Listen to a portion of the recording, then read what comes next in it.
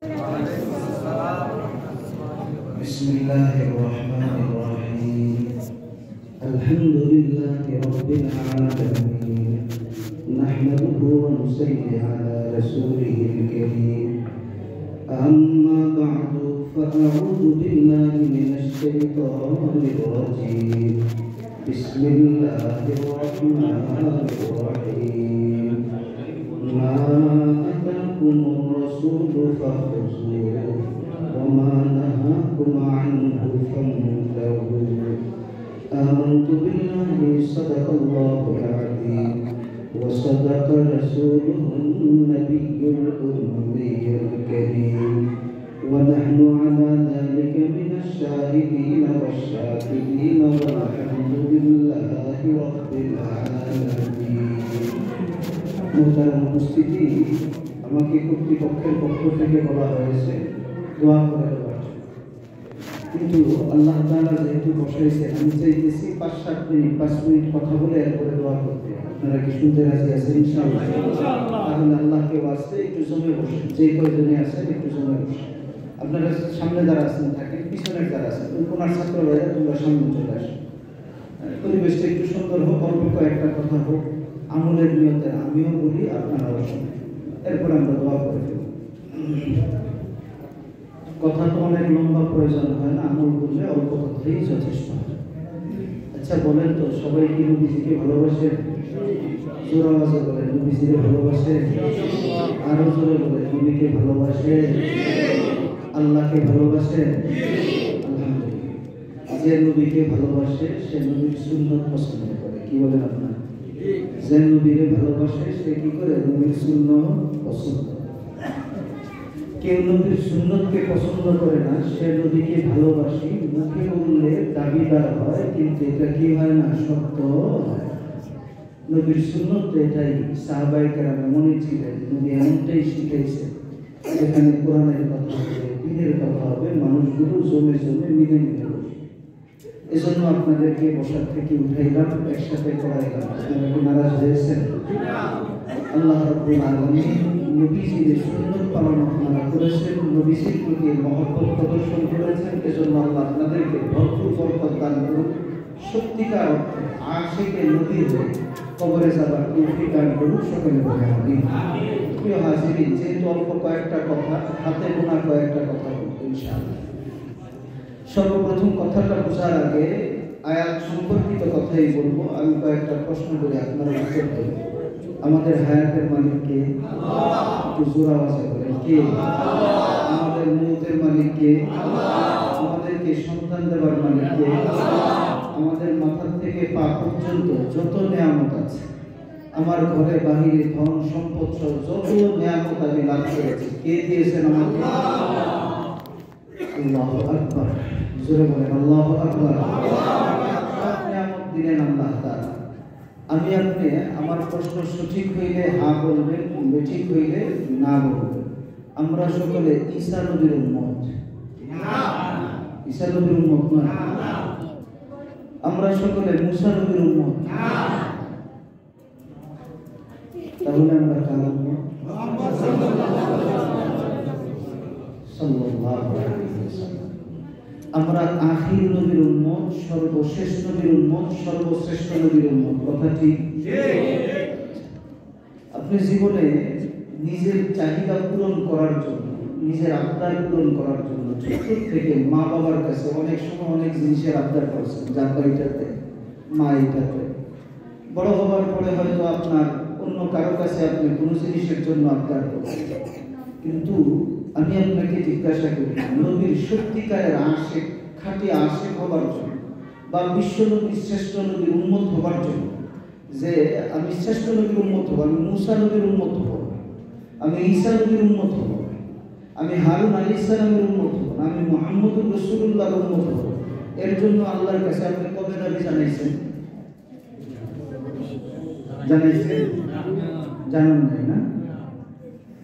তাহলে আপনি শ্রেষ্ঠ নবীর উম্মত হয়েছেন। আপনার ক্ষমতা বলেন আল্লাহ তাআলার দয়া। আল্লাহ বলেন কার দয়া?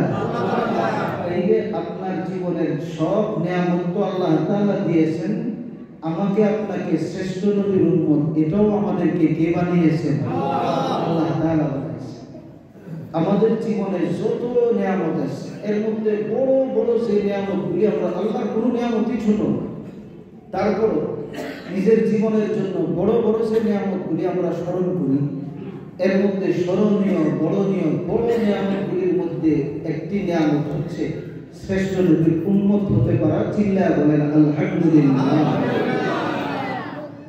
আমরা শ্রেষ্ঠ নবীর উম্মত, আমরা সর্বশেষ নবীর উম্মত। আল্লাহ তাআলার খোদায়িত্ব যত জায়গায় চলে, আমার নবীর নবুয়ত কি করে তত জায়গায় চলে। আল্লাহু আকবার।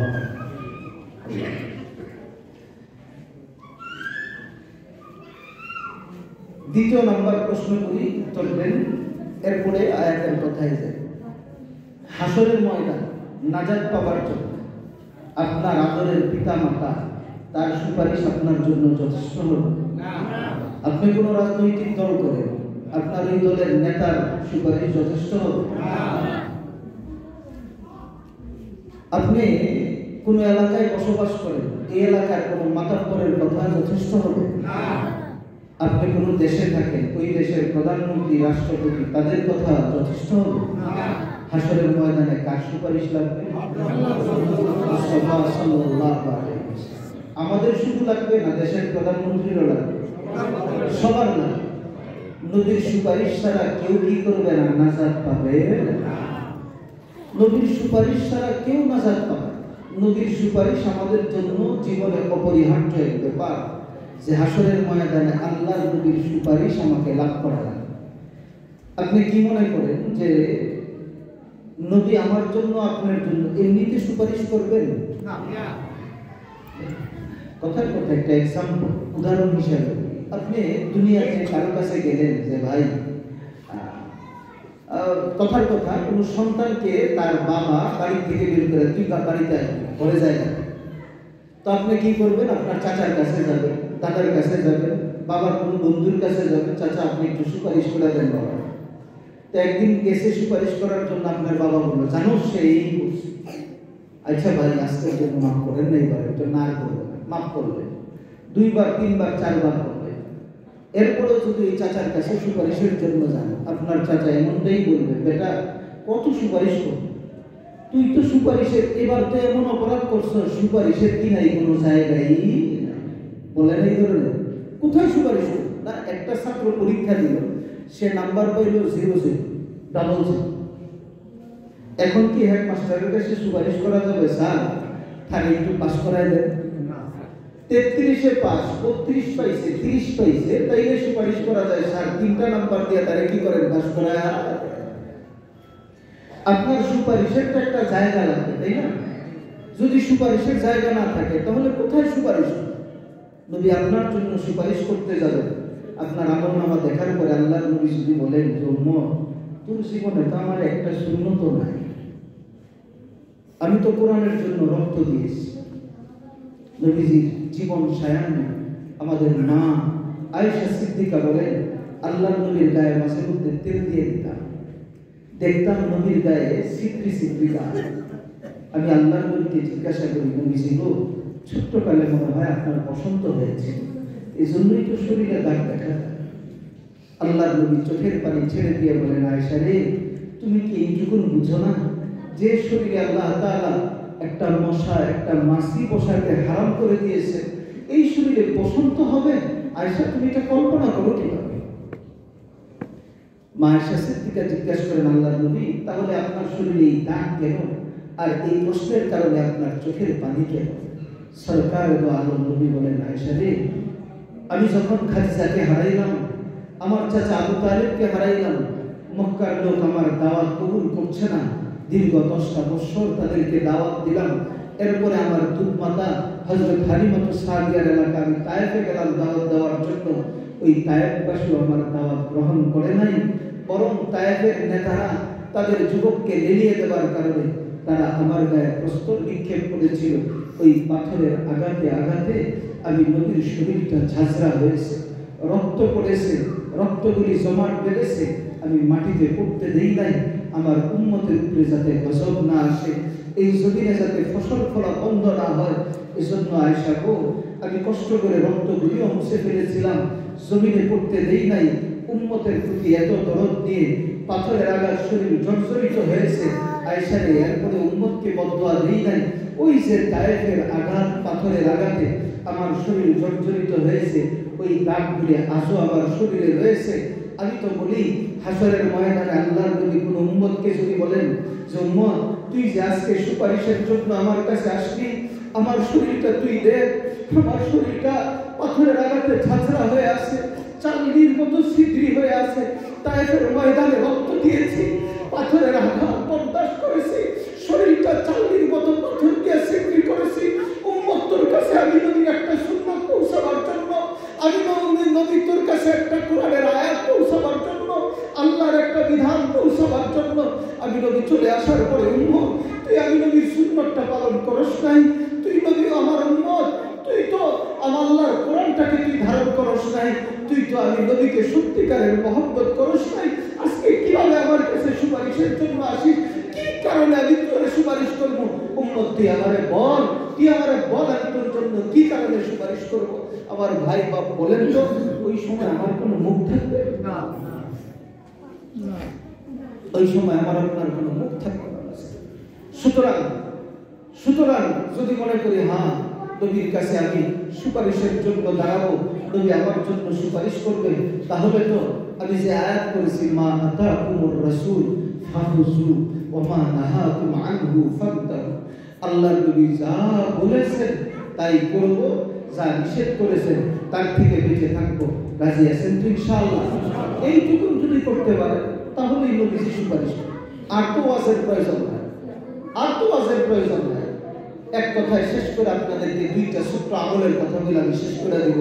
এই কথা এক নম্বর আয়াতের মূল সার কথাই এটা যে হাসরের ময়দানে নবীর যদি শাফাত চাই, আমরা যদি নবীর সুপারিশ চাই, যদি আল্লাহর জান্নাত লাভ করতে চাই, জাহান্নাম থেকে বাঁচতে চাই, আমি যে আসলে শ্রেষ্ঠ উম্মত, শ্রেষ্ঠ উম্মতের কোনো বৈশিষ্ট্য আমার মধ্যে যদি থেকে থাকে, তাহলে আমার জীবনটাকে এমনভাবে পরিচালিত করতে হবে আল্লাহর নবী যা নিয়ে এসেছেন তা মানব, যা নিষেধ করেছেন তার থেকে বেঁচে থাকবো। রাজি আছেন তো সবাই ইনশাআল্লাহ? আল্লাহ তুমি তৌফিক দান করো, সকলে বলি আমিন। যারা রাজি আছেন, যারা নবীর মহব্বত করেন, আমি দুইটা আমলের কথা বলবো, যারা আমল করবেন, নবীর সুন্নতের দুইটা আমলের কথা বলবো, যারা আমল করবেন হাত উঠায় দেখাইবেন, এরপরে বলবো ইনশাআল্লাহ। সবাই করবেন ইনশাআল্লাহ? আল্লাহ কবুল করুক, সকলে বলি আমিন। আমার কথাগুলি মঞ্চের এদের জন্য না, আপনাদের জন্য। এরা যারা এখানে উপস্থিত আছেন, যে মৌলানা সিরাজুল ইসলাম সাহেব আমার উস্তাদ, আমার উস্তাদদের সাথে আমি ওনার উস্তাদের মধ্যে শ্রদ্ধা করি। মুফতি ফজলুল হক সাহেব, এই মুফতি মতিউর রহমান সাহেব, তারা আমার সাথী সমবয়সী হলেও তাদেরকে আমি উস্তাদ তুল্য সাথী মুরব্বী মনে করি, এতটাই শ্রদ্ধা করি। সুতরাং আমার কথাগুলি আপনাদের জন্য, আমার এই মুরব্বীদের জন্য, আমার এই উস্তাদদের জন্য। দুইটা আমলের কথা বলবো, আমল করবেন ইনশাআল্লাহ? প্রথম যে আমলটার কথা বলবো, এই আমলটা হচ্ছে এই জিনিসটা, এটার নাম কি বলে? আমি এখানে বসার আগে এখানে মিসওয়াক করে এরপরে আসছি। আমার নবী বয়ানে বসার আগে মিসওয়াক করতেন, আমার নবী বয়ানের পরে মিসওয়াক করতেন, আমার নবী নামাজের আগে মিসওয়াক করতেন। আমার নবী বলেন জিবরাইল আমার কাছে যতবার এসেছে ততবার আমাকে মিসওয়াকের কথা, ততবার মিসওয়াকের কথা। আমার মা, আপনার মা আয়েশা সিদ্দিকাকে জিজ্ঞাসা করা হবে আল্লাহ নবী ঘরে এসে সর্বপ্রথম কি করতেন? মায়া বলেন যে নবী ঘরে এসে সর্বপ্রথম মিসওয়াক করতেন। মিসওয়াক করবেন তো ইনশাআল্লাহ? নবীর জীবনের শেষ আমলটা কি ছিল বলতে পারেন আপনারা? সরকার দো আলম নবী জীবন সায়ান্নে অসুস্থ, বিছানায় শায়িত। আমার আপনার মা আয়েশা সিদ্দিকা বলেন সরকার দো আলম নবীকে আমি আমার কোলে রেখেছি, আমি আমার বুকের মধ্যে লাগায় রাখছি, আমার কোলে, আমার বুকে আমার নবীর প্রাণটা উড়েছে। উম্মত শোনো, যখন নবীজির ইন্তেকালের সময় হয়, আমার ঘরে আমার নবী, এই সময় আমার ভাই আব্দুর রহমান ইবনে আবু বকর ঘরে প্রবেশ করেছে। আব্দুর রহমান ইবনে আবু বকরের মুখের ভিতরে একটা মিসওয়াক ছিল।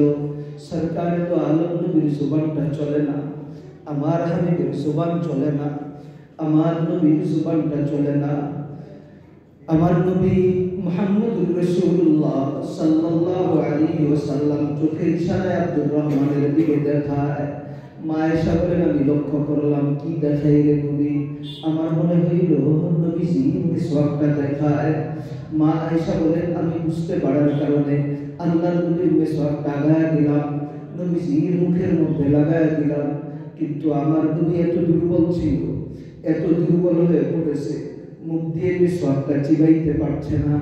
মা আয়েশা বলেন, এরপরে মিসওয়াকটা আমি আমার মুখের মধ্যে নিলাম, আমার দাঁত দিয়া চাবাইলাম, আমার জিহ্বার আর্দ্রতা মিসওয়াকের মধ্যে লেগে মিসওয়াকটা যখন নরম হয়, এরপরে সরকার দো আলম নবীর মুখে দেই। সরকার দো আলম নবী মিসওয়াক করেন, নবীজি মিসওয়াক করেন, নবীজি মিসওয়াক করেন। মা আয়েশা বলেন, উম্মত শুনো, সরকার দো আলম নবী যে সময় একবারে কথা বলতে পারছেন না, শারীরিক একটা দুর্বলতা, যখন একটা জিনিস চাবাইয়া নবীজি নরম করতে পারে না, ওই সময় আমার নবী মিসওয়াক করতে থাকেন, মিসওয়াক করতে থাকেন। মা আয়েশা বলেন, আমার নবীর প্রাণটা আমার কোলে গিয়েছে। উম্মত শুনে রাখো, যেই সময় নবীর প্রাণবায়ু উড়ে যায়, ওই সময় নবীর ঠোঁটে মিসওয়াক লাগানো ছিল। চিল্লায় বলেন সুবহানাল্লাহ। বাজার রে, নবীজি সারা জীবন মিসওয়াকের কথা বললেন, প্রত্যেকটা কাজের শুরুতে মিসওয়াক করতেন। জিবরাইল যতবার আসছেন আমার নবীর মিসওয়াকের কথা বলছেন। কথার কথা, জিবরাইল যদি আমার নবীর কাছে একটা কথার কথা ধরি, যদি 10,000 বার আয়েশা থাকে, তাইলে কয় হাজার বার মিসওয়াকের কথা বলছেন? আমার নবীর কাছে জিবরাইল কতবার আসছে হিসাব আছে? লিকুল্লি নাবিয়্যিন ফিল আনআমি ফাসিলাতুন ওয়া জুমলাতুহা মাজমুআতুন লিমুহাম্মাদি। উম্মত শুনো, তুমি কোন নবীর উম্মত? তুমি আল্লাহ তাআলা সব নবীদের মুজিজা দিয়েছেন, যেই মুজিজাগুলি নবীরা উম্মতকে দেখায়া দেখায়া ইসলামের পথে আহ্বান করছেন। আল্লাহর শপথ করে বলা যায়, লিকুল্লি নাবিয়্যিন ফিল আনআমি ফাসিলা ওয়া জুমলাতুহা মাজমুআতুন লিমুহাম্মাদি। সব নবীর জন্য আল্লাহ যত মুজিজা দিয়েছেন, এটাই আমার নবীকে তার চাইতে বেশি মুজিজা দান করেছেন। বলেন সুবহানাল্লাহ। তাইলে তো সব নবীর কাছে জিবরাইল যতবার আসছে, আমার নবীর কাছে তার চাইতে বেশি আসছে। সুবহানাল্লাহ। এই কতবার আদেশ করছেন মিসওয়াকের কথা। নবী ঘরে ঢুকে প্রথম মিসওয়াক করতেন, বয়ানের আগে মিসওয়াক করতেন, নামাজের আগে মিসওয়াক করতেন, এত বেশি মিসওয়াক করতেন, নবী আশঙ্কা করতেন জিবরাইল এত বলে আমি চিন্তায় পড়ে যাই, না জানি আমার উম্মতের জন্য ফরজ করা হয়। সর্বশেষ যে কথা, নবীজি যখন ইন্তেকাল করেন, মা বলেন, মা আয়েশা বলেন, আমার কোলে ইন্তেকাল করেছেন, শেষ আমলটা ছিল নবীর কি? মিসওয়াক। যদি আজকে মিসওয়াক না করেন, যদি জিজ্ঞাসা করবেন আমি আপনাদের, যদি জিজ্ঞাসা করি কয়জনের কাছে মিসওয়াক আছে, খুইলা দেখাইতে পারবেন না অনেকে। নবীর উম্মত আজকের এই মজলিসের শরম পাক, এটা আমি চাই। ভাইজান, এখানে কয়টা মানুষ এখানে আপনি শরম পান? এটা কি আপনি চান? বলেন না, আপনি চান এখানে শরম পান? আপনি চান না, আমিও শরম দিতে আপনারে চাই না। কিন্তু আপনি ভাবুন তো, হাসরের ময়দানে অন্য নবীর উম্মতরা যেখানে থাকবে, আপনি তো ঈসা নবীর উম্মত হইতে চান না, মুসা নবীর উম্মত হইতে চান না, ইব্রাহিম ইসমাইলের উম্মত হইতে চান না, আপনি তো মুহাম্মদুর রাসূলুল্লাহর উম্মত হইতে চান। হাসরের ময়দানে সব নবীর উম্মতরা থাকবে। ওই সময় যদি আপনার কাছে আপনার নবীর জীবনের শেষ নবীর, শ্রেষ্ঠ নবীর জীবনের শেষ আমল মিসওয়াকটা আপনার কাছে না থাকে, আমার নবী যদি লজ্জা বোধ করেন, এতগুলি উম্মতরা দেখছে, উম্মত তোর কাছে আমি নবীর মিসওয়াকটা নাই, তোর কাছে আমি নবীর মিসওয়াকটা নাই, আমার নবীও তো লজ্জিত হবে, আপনিও লজ্জিত হবেন। আরে আপনি যদি হাসরের ময়দানে অন্য নবীর উম্মতের সামনে, অন্য নবীর সামনে আমার নবীকে আপনি যদি অপমানিত করে দেন, মিসওয়াক না করে ছোট করে দেন, আপনার জন্য আমার নবী সুপারিশ করবেন না। সুতরাং ভাই বা পায়ের ধরে আমলটার কথা বললাম, এই মিসওয়াকের আমলটা আজকে থেকে কারা কারা করবেন ইনশাআল্লাহ? শুধু আপনারাই করবেন, ঘরের বউরে হাত নামান, ঘরের বউরে করাইবেন না, করাইবেন, বাচ্চাদেরকে করাইবেন, বাচ্চাদেরকে ব্রাশ কিনা দেন, সাথে মিসওয়াক কিনা দেন, সাথে মিসওয়াক কিনা দেন, ব্রাশ তো দিয়ে মিসওয়াক করে। মনে রাখেন বাজান, সারা পৃথিবীর যত কোম্পানি আছে ব্রাশের, সব কোম্পানির ব্রাশ যদি আপনি কিনেন, দামি ব্রাশগুলি সবগুলি ব্রাশ দিয়ে যদি আপনার মুখে ঢোকে, তারপর আমার নবীর সুন্নাত কি হবে না যায়? সব ব্রাশ দিয়ে আপনি দাঁত পরিষ্কার করেন, মাউথ ওয়াশ ব্যবহার করেন, দৈনিক 5 বার করেন, 10 বার মাউথ ওয়াশ ব্যবহার করেন, 10 বার আপনি ব্রাশ করেন, এরপরও এই ব্রাশের কারণে ঈমান নিয়ে মরতে পারবেন, এর কি নাই? গ্যারান্টি নাই। আমার নবীর জীবনের শেষ আমলটা ছিল মিসওয়াক। আমার নবীর জীবনের শেষ আমল ছিল মিসওয়াক। মিসওয়াক করা অবস্থায় নবীজি আল্লাহর সান্নিধ্যে গিয়েছেন। এজন্য বলা হয় যার জীবনের আমল মিসওয়াক লাজিম হয়ে যাবে, তার জীবনে কিছু আমলের ত্রুটি থাকলেও মৃত্যুর সময় তার সবচেয়ে বড় খুশনসিব ঈমান নসিব হয়ে যাবে। করবেন তো মিসওয়াকের আমল সবাই? 2 নাম্বার আরেকটা আমলের কথা 2-1 মিনিটে বলে শেষ করি। আমল করবেন ইনশাআল্লাহ। মিসওয়াকের আমলটা কঠিন হয়ে গেল বাজার, এরপরে আমলটা কঠিন হবে না। করবেন তো ইনশাআল্লাহ। সামনে আসতেছে রমজান মাস। সামনে আসতেছে কি মাস? রমজান। রমজান মাসের গুরুত্বপূর্ণ একটা আমল আছে, বিশেষ একটা আমল আছে। বলেন তো দেখি কি? তারাবি তো সবাই পড়ে, বিশেষ তারাবি তো আপনি 30 দিন পড়েন, 30 দিন না, পুরো মাস না, আর কম সময়ের একটা গুরুত্বপূর্ণ আমল আছে। হ্যাঁ হ্যাঁ, জোরে বলেন, জোরে বলেন। এতেকাফের আমলটা করবেন আপনারা। রাজি আছেন ইনশাআল্লাহ? কঠিন হয়ে গেল? কঠিন হয়ে গেছে। এতেকাফটা আমাদের কাছে কঠিন। ব্যবসা আছে, বাণিজ্য আছে, চাকরি আছে, বাকরি আছে, কত ব্যস্ততা। আমি তো ব্যস্ত, বার ব্যস্ত। এতেকাফ করার সময় কি আমার আছে? আমি কখন এতেকাফ করব? মসজিদে বসে থাকবো আমি? এটা কি হয়? নবীজি সাল্লাল্লাহু আলাইহি ওয়াসাল্লাম মসজিদে ঢুকছেন এতেকাফের নিয়তে, এটা তো নফল এতেকাফ হয়েছে, তাই না? কিন্তু আল্লাহর নবীর সুন্নতে এতেকাফ, আমি সুন্নতের কথা বলছি। নবীজির সুন্নতে এতেকাফ আছে। এই সুন্নতে এতেকাফটা কখন বাজান? রমজানের শেষ দশক, রমজানের শেষ দশক এই এতেকাফের আমলটা করা যায়।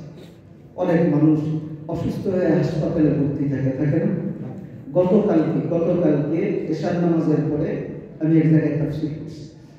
তাফসীরের পরে এক ভাই আমার কাছে এসে বসছেন, কয়েকজন, এর মধ্যে এক ভাইয়ের সাথে কথা হলো।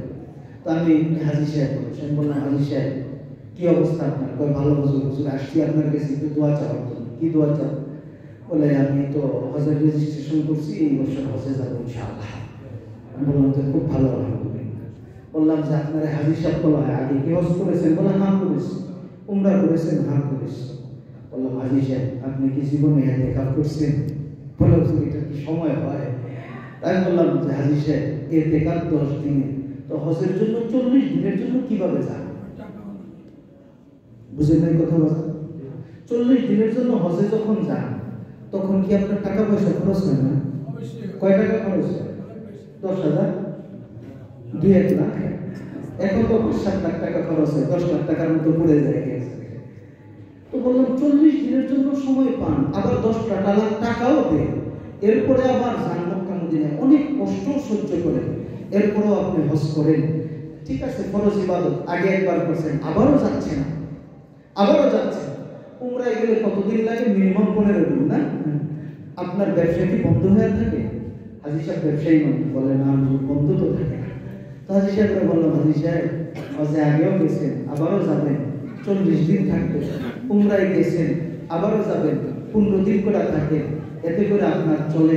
হাজী সাহেব আপনি অসুস্থ হন না কখন? পরে বলে হুজুর এই সপ্তাহে আমার শরীর ভালো, গত 1 মাসের বেশি সময় ডেঙ্গুতে আমি শেষ, 2 সপ্তাহের বেশি হাসপাতালে ছিলাম। হাসপাতাল থেকে আসার পরেও আমি আরো 2 সপ্তাহ 3 সপ্তাহ এমন অবস্থা হয়েছে আমার, আমি নড়াচড়া করতে পারি না, আজকে একটু নড়াচড়া করতে পারি। পরে বললাম আপনার ব্যবসা প্রতিষ্ঠানের কি অবস্থা? আপনি কি প্রতিদিন আপনার ব্যবসা প্রতিষ্ঠান দেখতেন? উনি 2টা গার্মেন্টসের মালিক। বলে যে না হুজুর একটাতেও যাইতে পারিনি, হাসপাতালে ছিলাম, ফোনেও খবর দিতে পারি নাই। বললাম হাজী সাহেব আপনার ব্যবসা কি বন্ধ হয়ে গেছে? বলে না। আমি বললাম হাজী সাহেব অসুস্থ ছিলেন, ডেঙ্গুতে আক্রান্ত হয়ে হাসপাতালে ছিলেন 2 সপ্তাহ, ঘরে ছিলেন 3 সপ্তাহ, প্রায় 1.5 মাস 1.5 মাস আপনি ঘরে হাসপাতালে কাটাইছেন ডেঙ্গুর কারণে।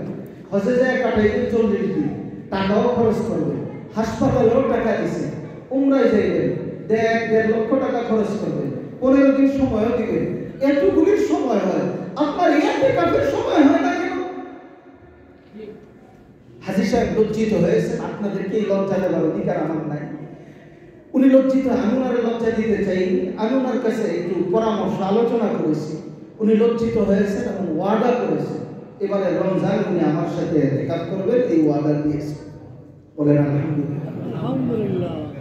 তা আমি চাই যে আপনারাও এতেকাফ করুন। আপনাদের জীবনে যদি এটা তালাশ করেন, আপনার কোনো কাজে অসুস্থতায় বিভিন্ন কারণে আপনার চাকরি বাকরি ব্যবসা বাণিজ্য 10 দিন বন্ধ থাকে না বাজার, থাকে তো বাজার, তো আপনি 10টা দিন মসজিদে ইতিকাফ করতে পারবেন না কেন? আপনি তো লাইলাতুল কদর চান, ইতিকাফ করলে লাইলাতুল কদর নিশ্চিত। হাদিসের মধ্যে আছে সরকার দো আলম নবী লাইলাতুল কদর তালাশের আশায় রমজানের প্রথম দশকে ইতিকাফ করলেন। বুখারী মুসলিমের হাদিস। রমজানের প্রথম দশকে ইতিকাফ করলেন নবীজি। জিবরাইল আগমন করলেন। আল্লাহর নবী জানতে চায়, ভাই জিবরাইল, আমি কি লাইলাতুল কদর লাভ করলাম? জিবরাইল জানায়, নবীজি আরশের সামনে আগে ইতিকাফ করেন। নবীজি দ্বিতীয় দশকে ইতিকাফ করলেন। এরপরে জিবরাইল আসলেন। নবীজি জানেন, জিবরাইল রে, আমি কি লাইলাতুল কদর লাভ করলাম? জিবরাইল জানায়, আপনার বন্ধু আল্লাহ জানায় দিয়েছেন রমজানের শেষ দশকে ইতিকাফ করেন, এই শেষ দশকে নিশ্চিত লাইলাতুল কদর লাভ করবেন। বলেন সুবহানাল্লাহ। ও ভাই বাপ, আমার নবী রমজানের শেষ দশকে ইতিকাফ করলেন। উলামায়ে কেরাম আমার উস্তাদরা বসা, আর উলামায়ে কেরামরা আছেন, আপনাদেরকে আমি বলি, আপনারা অন্য যাদের যে আলেমের সাথে আপনার সম্পর্ক আছে, আওয়াজান আপনার যে আলেমের ভালো লাগে, সেই আলেমের কাছে আপনি জিজ্ঞাসা করেন, ওই যে আমার নবী ইতিকাফ শুরু করলেন, আমার নবী জীবনে কোনোদিন ইতিকাফ ছেড়েছে কিনা? জীবনে আর আমার নবী ইতিকাফ ছাড়ে নাই। এক রমজানের কারণটা আমি বলছি না, লম্বা হয় কথা। এক রমজানে যে কোনো কারণে আমার নবী ইতিকাফ ভঙ্গ করেছেন, একদিন পরে নবী ইতিকাফ ভাঙছেন, এই ইতিকাফটা আমার নবী আবার শাওয়াল মাসে করেছেন। ও আমার ভাই বাবা বন্ধু, সরকার দো আলম নবী যখন ইতিকাফ শুরু করলেন, জীবনে কোনোদিন ইতিকাফ ছাড়ে নাই, ইতিকাফ ছাড়ে নাই। আর আপনার জীবনে 60, 70, 80 বছর হইল, একটা রমজানে আপনি ইতিকাফ করতে পারলেন না। হাসরের ময়দানে নবীর কাছে শাফাআতের জন্য যাবেন। নবী জিজ্ঞাসা যদি আপনারা করেন, উম্মত রে, আমার জীবনে ইতিকাফ ছাড়ি নাই, তোর জীবনে কোনোদিন ইতিকাফ করস নাই, আমি নবী জীবনে ইতিকাফ ছাড়ি নাই, তুই উম্মত জীবনে ইতিকাফ করস নাই। উম্মত আমার একটু বল, কি কারণে তুই ইতিকাফ করলি না? আমি নবী জীবনে যেটা ছাড়লাম না, তুই আমার উম্মত হইয়া জীবনে এটা করলি না কেন? বাপ জান, আপনার